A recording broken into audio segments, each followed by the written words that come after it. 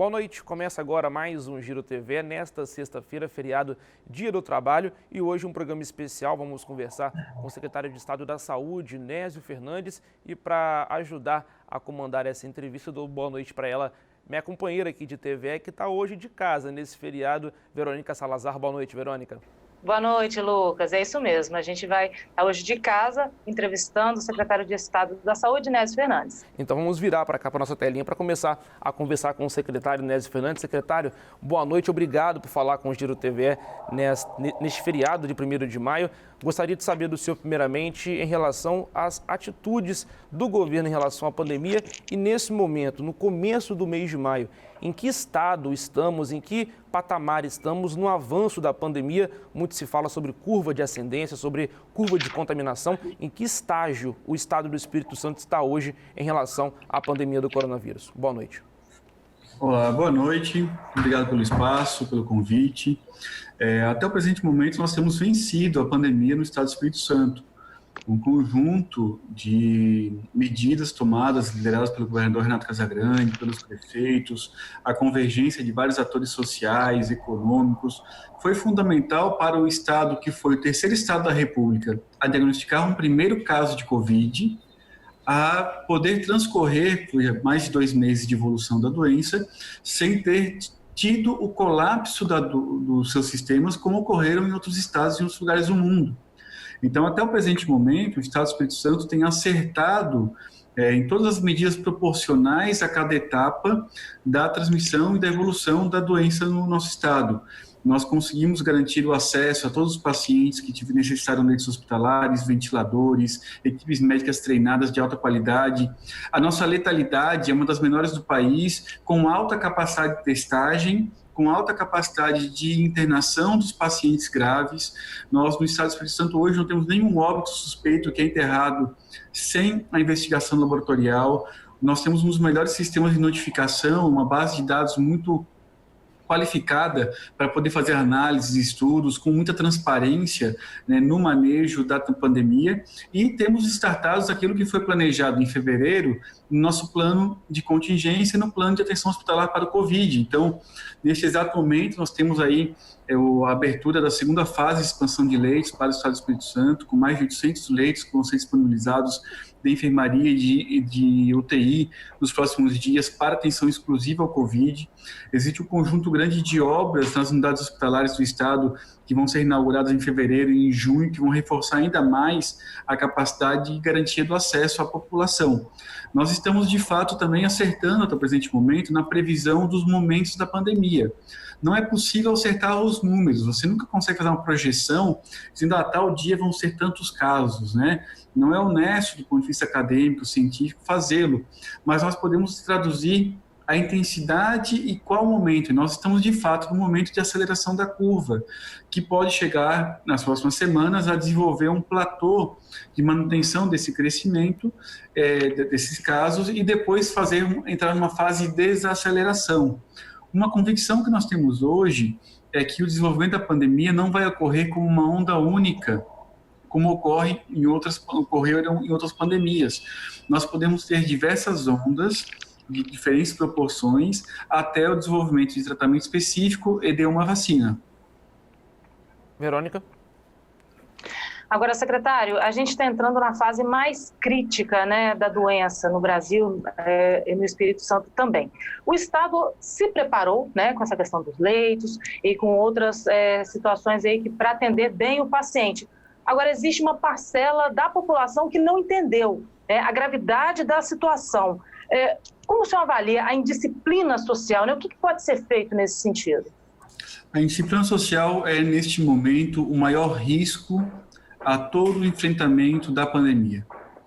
Se manter escolas fechadas, comércio fechado, se paralisar um conjunto de atividades que são de autoridade do governador, dos prefeitos decidirem, e a sociedade, o conjunto das pessoas na sua vida íntima, não lavar as mãos com frequência, não se distanciar das outras pessoas, não entender que a vida, neste momento da pandemia, não é normal, e quando voltar a normalizar também não será um normal igual ao que foi antigamente. Nós precisamos mudar a nossa cultura individual. E isso é algo muito frágil, porque depende do grau de amadurecimento da cidadania das pessoas. Nós apostamos que o povo brasileiro é um povo extremamente criativo, um povo solidário, um povo abnegado, um povo que é capaz de sobreviver a um conjunto grande de dificuldades e problemas do seu cotidiano. E nós apostamos muito na capacidade das pessoas se convencerem de que é necessário viver diferente. Então é preciso lavar as mãos com frequência. Quem tiver qualquer sintoma respiratório, por favor, procure um serviço de saúde, receba uma avaliação médica presencial. Entenda que se o médico te der um diagnóstico de síndrome gripal, que você está gripado e não tem indicação de fazer um exame, porque não tem um exame, uma tecnologia que possa diagnosticar nos primeiros dias da doença, faça o isolamento. Fique em casa num quarto, separado dos seus familiares, lave as mãos com frequência, não compartilhe objetos em casa, sobreviva a uma quarentena de 14 dias de isolamento que é fundamental e necessária. Nós estamos no Estado do Espírito Santo testando em massa, estamos testando mais populações que se testam no Brasil. No Brasil, só se testa paciente grave, trabalhador de saúde e segurança. Aqui no Espírito Santo nós estamos liberando a testagem para todo mundo que tem mais de 45 anos e alguma comorbidade tenha gripe. Nós estamos preparando a rede de saúde para dar acesso a todo mundo. Só que mesmo essa preparação não será suficiente se todo mundo, do ponto de vista individual, não se comportar diferente, e é preciso, neste momento, mais do que em qualquer outro momento da pandemia, ficar em casa. Sair só se for necessário, estritamente necessário. E esse é o recado do secretário de ficar em casa. Pode falar, Verônica. Eu queria fazer uma outra pergunta para o secretário. Essa questão do Estado não ter colapsado o sistema público de saúde, o senhor acredita que a população está fazendo uma leitura errada sobre essa questão? Eu só vou pedir um minutinho para o secretário e para a Verônica, porque nós estamos na hora do nosso primeiro bloco. Daqui a pouquinho o secretário responde essa pergunta da Verônica em relação ao sistema de saúde. É daqui a pouco, depois, no próximo bloco do Giro TVE.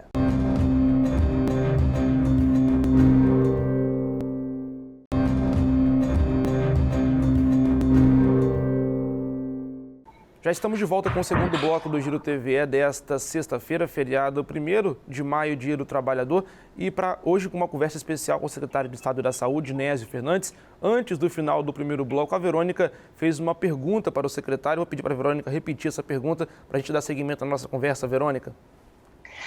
Sim, secretário, eu tinha perguntado, sobre o fato de o Espírito Santo não ter colapsado, o seu sistema de atendimento ao público na área da saúde. O senhor acredita que a população entendeu errado essa questão, fez uma leitura errada, na verdade? Não é só a questão de que a população tenha feito uma leitura errada.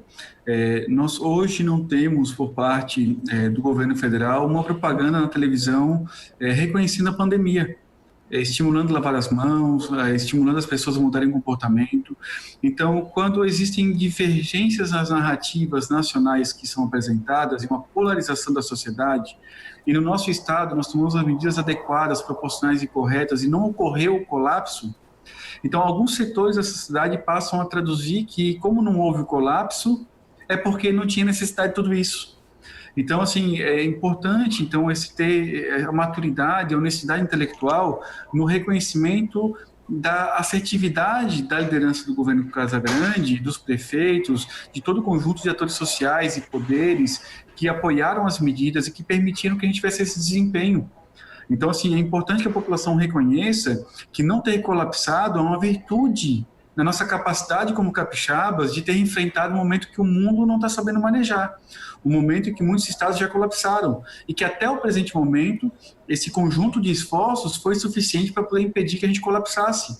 Só que há um limite da expansão da rede de saúde, há um limite de médicos disponíveis, há um limite de enfermeiros disponíveis, há um limite de EPIs disponíveis, há um limite de ventiladores disponíveis. Então, se ocorrer uma grande explosão, a gente pode caminhar, sim, para um colapso do sistema. E o que pode romper a cadeia de transmissão, não tendo vacina e não tendo tratamento específico, é justamente o distanciamento social. O que pode romper a cadeia de transmissão e garantir que não tenhamos uma explosão de casos é as pessoas individualmente mudarem a sua forma de viver a vida.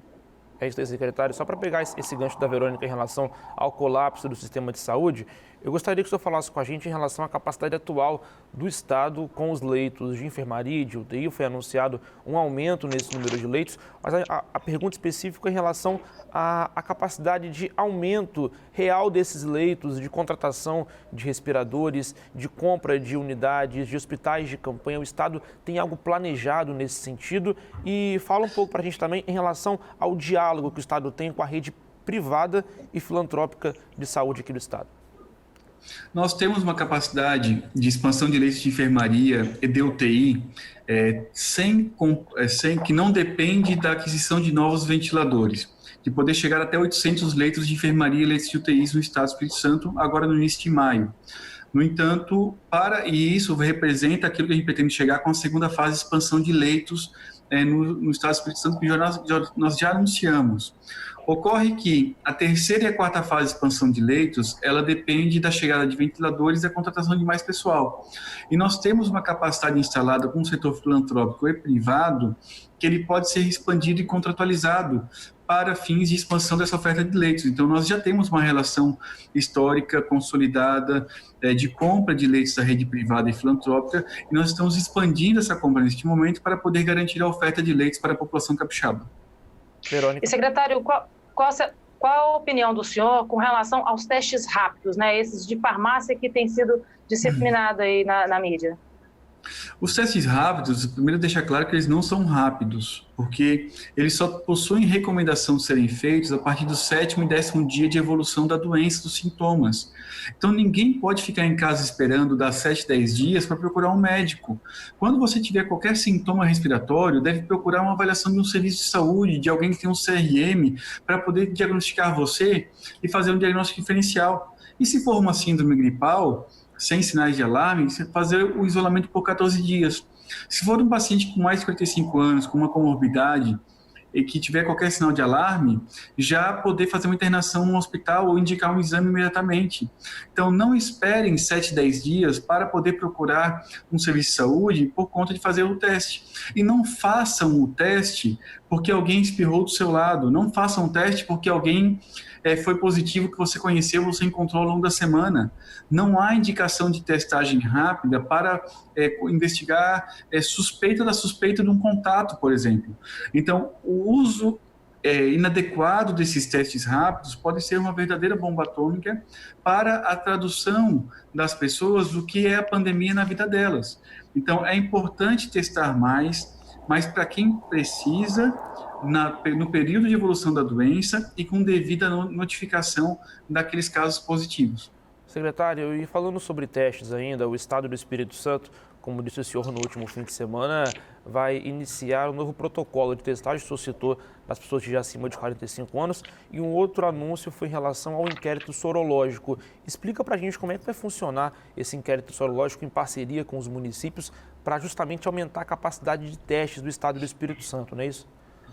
Nós conseguimos reunir os municípios do Estado do Espírito Santo, as secretarias municipais de saúde, a nossa subsecretaria de vigilância, instituições de ensino e pesquisa como a UF, sociedades médicas, colaboradores da Organização Pan-Americana de Saúde, para poder fazer o que a gente chama um inquérito sorológico, que nós projetamos estatisticamente, escolhemos uma amostra da população de 27 municípios e 171 setores censitários, que vão receber em 4 ciclos de coletas, profissionais de saúde que vão coletar aleatoriamente na população um exame sorológico que permite descobrir quem já teve contato com o vírus, independente de ter tido sintomas ou não. Então, como nós vamos fazer 6, 7 mil coletas a cada 14 dias, a gente vai poder comparar, por exemplo, que entre os dias 10 e 12 de maio, X% da população estará infectada. 14 dias depois, quantos por cento da população estaria infectada, se foi mais ou se foi menos? Então, a gente vai poder comparar entre esses ciclos de 14 dias e poder estabelecer se a epidemia cresceu, diminuiu, cresceu ou diminuiu com qual força. Então, o inquérito sorológico ele vai poder projetar estatisticamente a realidade da infecção do vírus no estado e como que ele se comporta entre um ciclo e outro na transmissão. Então, ele vai ser fundamental para a tomada de decisão por parte do poder público, vai ser fundamental para poder reconhecer melhor como o vírus se comportou na sociedade capixaba. E esse teste vai ser feito em casa, de qual período? Qual vai ser o período desse teste que vai ser realizado? Vai ser feito a domicílio, secretário? Vai ser feito nos domicílios vai ser sorteada a pessoa que fará o teste, profissionais de saúde devidamente paramentados, protegidos. Esses profissionais também farão testes antes de iniciarem as visitas domiciliares, são todas as medidas, todos os protocolos de proteção vão ser tomados e a população vai receber essa visita em casa, vai ter um plano de comunicação para poder estar anunciando essas visitas e elas começam dia 10 de maio. Então, 10, 11 e 12, primeiro ciclo, e a cada 14 dias, novos ciclos de 3 dias de coleta. Agora, secretário, sobre os hospitais de campanha, né? Por que é mais seguro para o Estado equipar os hospitais já existentes? A gente tem essa capacidade de expansão? Então, nós temos uma capacidade de expansão muito boa no Estado do Espírito Santo, tanto na rede própria. Lá em fevereiro, nós disparamos um conjunto grande de obras. Por exemplo, no Hospital Dório Silva, ampliamos 60 leitos de UTIs que vamos inaugurar agora em junho. Nós, agora em maio, várias obras no Hospital Estadual de Vila Velha, no antigo ferroviário, vão ser já inauguradas e leitos disponibilizados para a rede da região. No próprio Jaime de Santos Neves, que era um hospital que tinha 60 leitos de UTIs, e de terapia e de semi-intensiva, um hospital que vai chegar a 250 leitos de UTIs. Então, assim, nós operacionalizamos porque nós nos antecipamos. Nós, em fevereiro, definimos um conjunto grande de decisões para inaugurar no mês de maio, no mês de junho, e temos uma capacidade instalada na rede privada disponível para compra imediata. Então, é muito mais seguro para o paciente, para o seu familiar, ser atendido num hospital, que já é um hospital estabelecido, maduro, com equipes assistenciais que se conhecem, que já sabem manejar uma doença, do que colocar o paciente crítico, grave, num hospital feito do dia para a noite, sem amadurecimento logístico, sem amadurecimento assistencial das equipes, sem bons protocolos implantados, sem boas práticas de controle de infecção hospitalar. Então, os hospitais de campanha são hospitais construídos do dia para a noite, são hospitais imaturos do ponto de vista assistencial e podem ser necessários caso ocorra um colapso do sistema. No entanto, dado o diagnóstico que nós fizemos da capacidade que a rede privada tem de vender-nos os leitos que ela possui, nós conseguimos fazer uma expansão muito grande de leitos de UTIs no Estado do Espírito Santo. Além dos leitos que nós já tínhamos, nós podemos chegar a dobrar essa capacidade de leito em leitos em hospitais que já existem.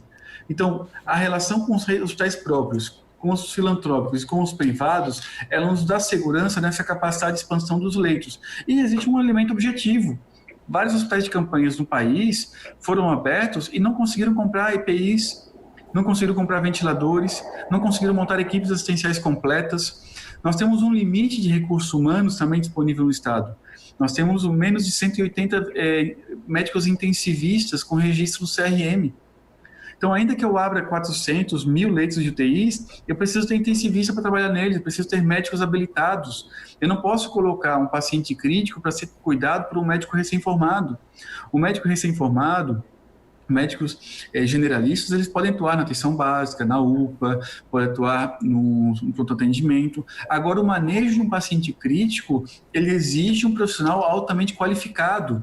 E isso nós temos nesses hospitais que nós compramos leitos, isso nós temos hospitais que nós expandimos leitos, isso nós temos os hospitais que nós adaptamos leitos da rede própria.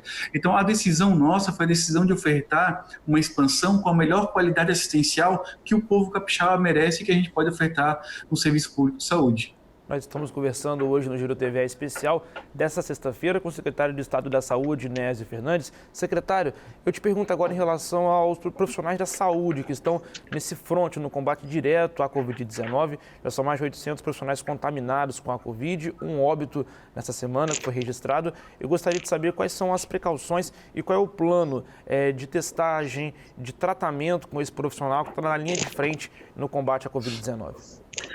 No mês de fevereiro, nós já sabendo da pandemia, nós antecipamos todas as entregas de EPIs dos hospitais, utilizamos os saldos que tínhamos no registro de preços, nós realizamos já no mês de março grandes compras de equipamentos que já estão chegando da China, de outros lugares do Brasil, nós já adotamos o protocolo de testagem por PCR em tempo real de todos os trabalhadores da saúde há mais de um mês. Então, o trabalhador da saúde que ficou doente teve garantido a testagem por PCR.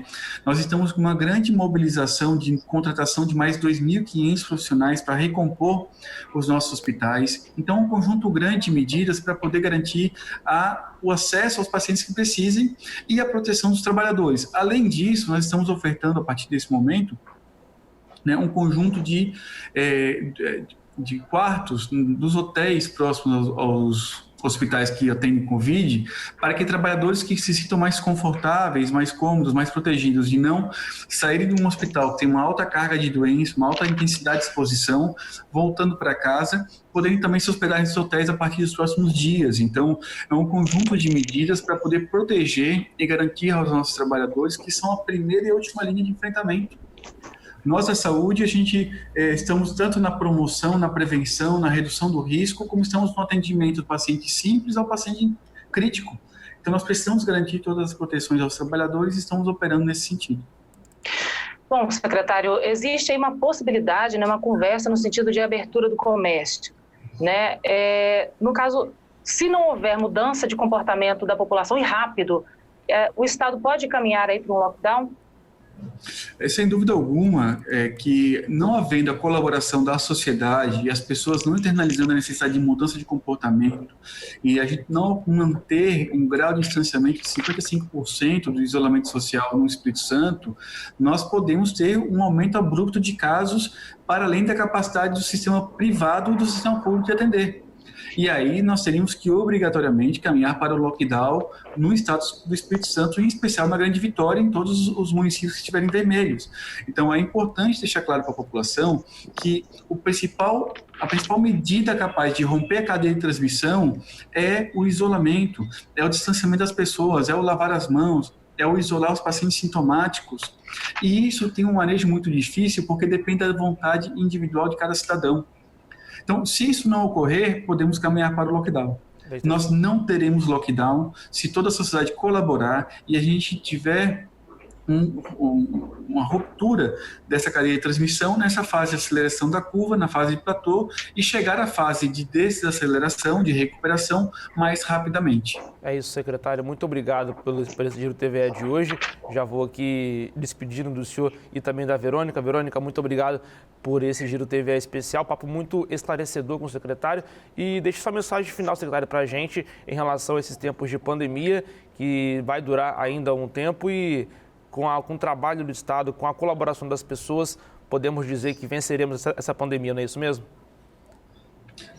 Estamos juntos aí, precisamos da colaboração de todos, agradeço o espaço da televisão e a gente precisa, nesse momento, de uma grande coesão social, de uma grande disciplina. E eu não tenho dúvida nenhuma que nós, capixabas, podemos vencer e nós venceremos com a colaboração de todos. Um forte abraço. Um abraço para você também, secretário Nézio Fernandes. Esse foi, portanto, o Giro TVE especial desta sexta-feira, entrevista com o secretário de Estado da Saúde, Nézio Fernandes. A você, muito obrigado por acompanhar o Giro TVE. Na próxima segunda estamos de volta. Até lá.